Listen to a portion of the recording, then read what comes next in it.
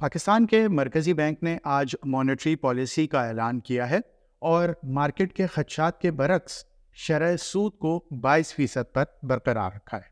State bank of Pakistan का ये कहना है कि उसने ये फैसला महंगाई की ताज़ा तरीन शरह को मद्देनज़र रखते हुए किया है, जो मुसलसल कमी की जानिब गामज़न है।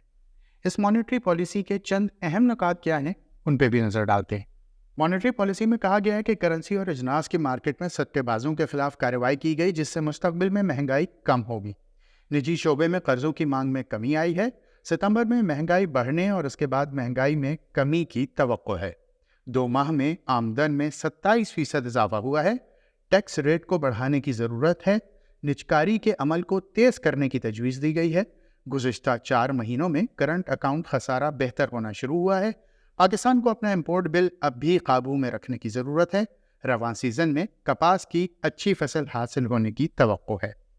अब सवाल यह है कि मॉनेटरी पॉलिसी कौन बनाता है।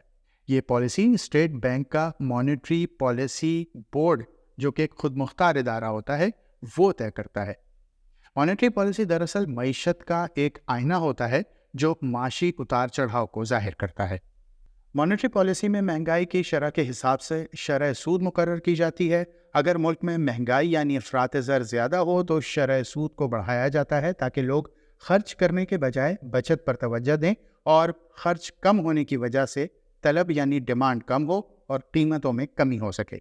मॉनेटरी पॉलिसी के साथ साथ माशी तरक्की, करंट अकाउंट खसारा, माली खसारा, बरामदात और दरामदात, सरमायाकारी, गैर मुल्की बराह रास्त सरमायाकारी, तरसीलात ज़र, मुख्तलिफ शोबाजात की माशी तरक्की की शरह, जिस पर सनद व खदमात वगैरह शामिल होते हैं, को भी पेश किया जाता है।